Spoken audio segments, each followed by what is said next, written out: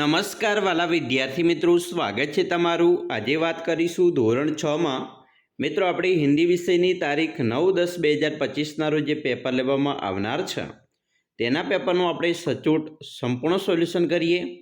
વિદ્યાર્થી મિત્રો, વિડીયોની શરૂઆત કરીએ તેના પહેલાં તમે ખાસ ચેનલમાં નવા હોય તો ચેનલને પણ અવશ્ય સબસ્ક્રાઈબ કરી વિડીયોને લાઇક અને શેર કરવાનું ન ભૂલતા।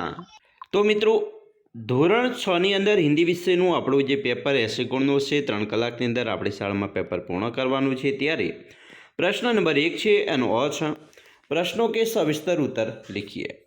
मित्रों, जिसमें है पहला, एक जगत एक लोग कविता में कवि कौन सी भावना प्रकट करते हैं?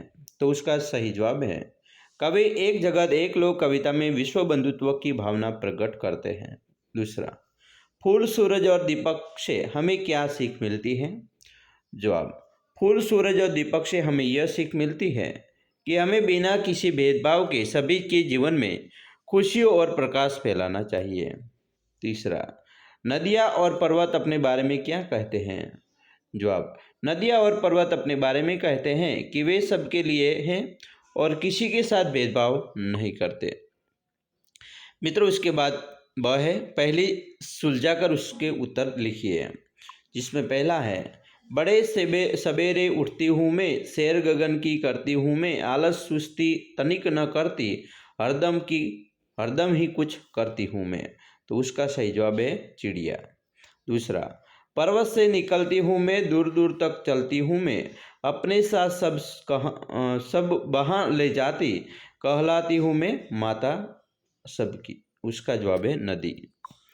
तीसरा, तन है मेरा हरा भरा, रस से रहता सदा भरा, भीतर से मैं हूँ लाल, प्यास बुझाकर पूछूं हाल।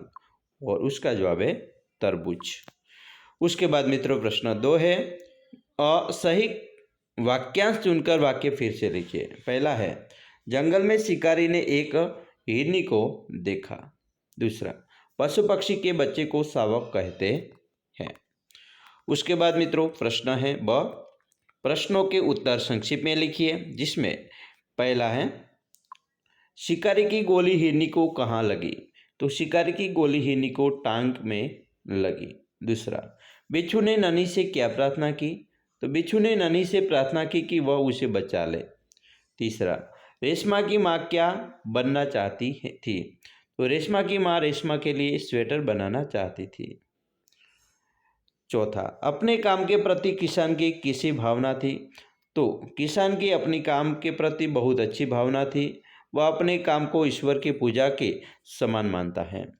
मित्रों, उसके बाद प्रश्न के उत्तर लिखने का है। आपको ये प्रश्न का उत्तर एक बार पढ़ लेने का है। जैसा है, बुरे व्यक्ति को हम सही रास्ते पर कैसे ला सकते हैं? रानी ने किसान की पत्नी को राजा के दोनों बैल क्यों दे दिए? गोलू को हमेशा क्या याद रहेगा? और क्या देखकर शिकारी का दिल भर आया?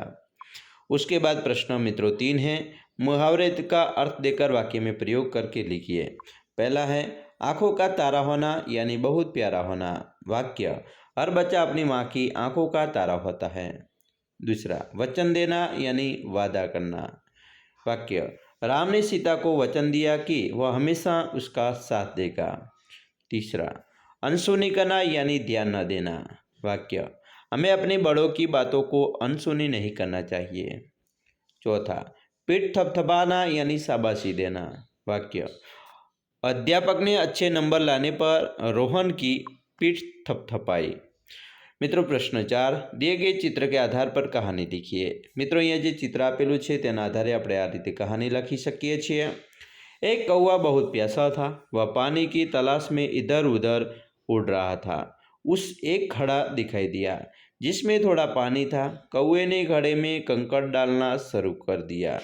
जैसे जैसे कंकड़ घड़े में जाते गए, पानी ऊपर आता गया। कौवे ने पानी पिया और अपनी प्यास बुझाई। प्रश्न 5, काव्य पंक्तियों का भावार्थ लिखिए। जिसमें पहला है, दीपक को देखो कैसे यह हरदम जलता रहता है, अपना अंतर जला जला कर रोशन जग को करता है। मित्रों, इस पंक्ति का भावार्थ यह है कि जिस प्रकार दीपक स्वयं जलकर पूरे संसार को प्रकाशित करता है, उसी प्रकार हमें भी अपना सर्वस्व त्याग कर दूसरे की भलाई करनी चाहिए। दूसरा, हर्ष भरे गाए हम राग सुहाने, समता और ममता के गीत तराने, घर घर में गुंज रहा निस्दिन यह मधुर गान, एक जगत एक लोक। इस पंक्ति का भावार्थ यह है कि हमें प्रेम और समानता के गीत गाने चाहिए। हमारे पूरे संसार को एक परिवार मानकर सबके साथ प्रेम और सद्भाव से रहना चाहिए। प्रश्न 6, परिच्छेद का मातृभाषा में अनुवाद कीजिए। मित्रों, अहींया जे परिच्छेद आपेलो छे एनुं आपणे मातृभाषामां अनुवाद आ रीते करी शकीए कि राष्ट्रध्वज ए कोईपण देशनी स्वतंत्र राष्ट्र होवानी ओळख छे। तिरंगो ध्वज આપણો રાષ્ટ્રીય ધ્વજ છે। તેમાં 3 રંગોના 3 પટ્ટા છે। ઉપર કેસરી, મધ્યમાં સફેદ અને નીચે લીલો। કેસરી રંગ બહાદુરી અને બલિદાનનું પ્રતીક છે, સફેદ રંગ શાંતિનું પ્રતીક છે અને લીલો રંગ હરિયાળીનું પ્રતીક છે। સફેદ પટ્ટાની મધ્યમાં ચક્ર છે જે સારનાથના અશોક સ્તંભ પર લેવામાં આવ્યો છે। આ ચક્ર આપણને સતત કામ કરવાની પ્રેરણા આપે છે। આ તિરંગો આપણને દેશનું ગૌરવ અને ગૌરવ છે, તે આપણે ઓળખ છે। આપણે બધાએ તેનું સન્માન કરવું જોઈએ। उसके बाद प्रश्न 7 है, समानार्थी शब्दों का अर्थ देकर उसका वाक्य में प्रयोग कीजिए। जैसे है जग, जग यानी उसका समानार्थी शब्द है संसार दुनिया। वाक्य, इस जग में हर इंसान को अपने कर्मों का फल मिलता है। उसके बाद है देह यानी कि शरीर तन। वाक्य, स्वस्थ देह में ही स्वस्थ मन का वास होता है। निर्दोष यानी बेकसूर निष्पाप, जज ने निर्दोष व्यक्ति को रिहा कर दिया। अंतर यानी फर्क भेद। वाक्य, अच्छे और बुरे व्यक्ति के व्यवहार में अंतर होता है। दैनिक यानी कि रोज प्रतिदिन। वाक्य, हमें दैनिक जीवन में व्यायाम करना चाहिए। त्योहार यानी पर्वत उत्सव। वाक्य, दिवाली हिंदुओं का एक प्रमुख त्यौहार है।